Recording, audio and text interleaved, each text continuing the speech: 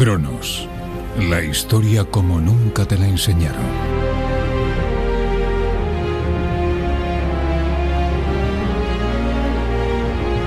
Buenas tardes, un martes más a este espacio en el que la revista Cronos nos acerca a la historia de una forma cercana y lejos de aburridos formalismos, contándotela pues de otra forma, de una forma mucho más entretenida y yo diría incluso que mucho más didáctica. En el episodio de hoy de Marcos del Amo, que es el autor del texto, vamos a hablar del invierno, o más bien de cómo los griegos explicaban con un poco de fantasía por qué a veces hacía frío, no crecían las cosechas y la tierra estaba muerta. Hoy, en las historias del Cronos, la leyenda del invierno. Os decíamos que Marcos del Amo ha hecho el texto y la voz de mi querida Mary Espinosa. Buenas. Buenas tardes, Pedro. ¿Entramos en materia? Pues ¿Hablamos sí, de esa leyenda del invierno? Exactamente. Yo te iba a preguntar, ¿qué es todo eso de la mitología? Seguramente un cuento chino. Bueno, chino no lo creo. Pero es que hoy se ve la mitología como algo fantástico, algo para entretener a los niños, con dragones, calamares gigantes, gárgolas y otras criaturas fantásticas. Sin embargo, hubo un tiempo, hace cientos de años, con culturas tan importantes para nosotros como la antigua Grecia o Roma, donde estas historias con sus dioses y sus personajes tenían una importancia crucial, tanta que incluso regían el modo de actuar y de vivir de la gente. Más o menos como ahora, pero cambiando de actores. Exactamente. En primer lugar, debemos comprender que aquellos hombres y mujeres no sabían mucho del clima, de la astronomía o de la naturaleza, como los que tenemos hoy en día, ni tan siquiera la misma visión del mundo. Por tanto, muchos fenómenos naturales, como las tormentas o los terremotos, o bueno, no digamos ya un volcán, deberían tener una explicación mítica. Hades, seguro que os suena por Hércules, en la mitología griega era el dios de los muertos, que no de la muerte. Este dios vivía en su palacio del inframundo, donde Hades y su hermano Zeus y Poseidón se habían repartido el mundo, llevándose a Hades la peor parte, el llamado inframundo. Hasta allí los muertos eran llevados, siempre que hubieran tenido un funeral apropiado, por Tánatos, la muerte, y Caronte, el de la famosa barca que te cobra un dineral por pasarte, lo que tienen los monopolios. Y bueno, Pedro, allí... ¿Cómo no cambia tanto la historia? Exactamente, siempre se repite. Ahora, efectivamente. Una vez allí, resulta que el muerto era juzgado por 3 jueces que decidían, según si habían sido buenos, enviarles a una parte del inframundo o a otra. Y Hades, tras mucho tiempo en su palacio, se sentía tan solo, puesto que ninguna mortal ni ninguna diosa quería vivir en un lugar tan oscuro y tan triste. Por eso, un buen día, o malo, según se mire, Hades empezó a buscar candidatas a reinas del inframundo, por supuesto sin contar con su opinión. Se fijó en una bellísima joven de nombre Perséfone, que, cuidado, era su sobrina. Era hija de su hermana Deméter, la diosa de la agricultura.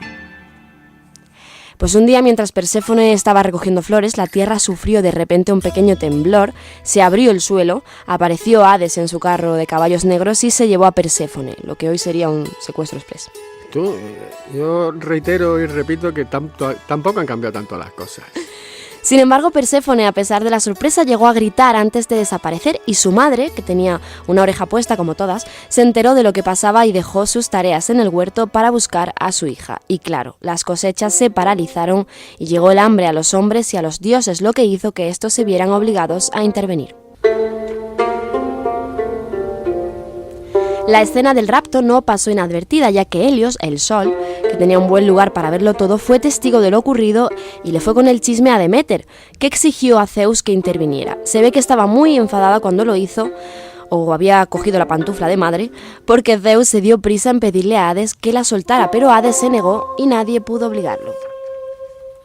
Deméter cogió tal cabreo que abandonó el Olimpo y sus tareas de agricultura. Se disfrazó y se escondió del mundo, en plan viejecita. Las cosas se pusieron muy negras. Y es que el trigo y las plantas se negaban a crecer y a germinar. El hambre amenazó con extinguir al hombre, que se veía privado de las plantas de las que se alimentaba él mismo y sus rebaños. Ante tal amenaza, los dioses se vieron obligados a interceder de nuevo.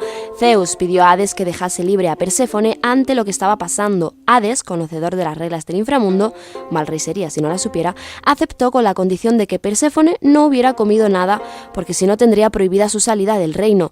Ante la pregunta de si había comido algo durante su estancia, Perséfone afirmó haber probado unos granos de granada, porque estaba muerta de hambre la pobre. Por tanto, no podía abandonar su cárcel. A pesar de esta estricta norma, se llegó a un acuerdo por el bien del mundo, porque Deméter seguía sin aparecer. Durante 3 meses, Perséfone estaría con Hades en el inframundo y el resto del año lo pasaría libre. Con la libertad de su hija, Deméter volvió a sus tareas y el mundo se libró de esta amenaza. Fíjate la que lían los dioses. Pero qué historia tan bonita, ¿no? Claro, pero la que lían los dioses, Vaya. como ellos se lo guisan, se lo comen, se lo gestionan, se pelean, lo arreglan, y mientras la inmensa mayoría de los mortales mirando a ver qué deciden, o sea, como ahora. Ahora bien, Pedro, ya que hemos contado el cuento, que esta vez no es chino, solo nos queda hablar de para qué servía este mito y qué les llevó a inventar toda esta historia que ha llegado hasta nuestros días.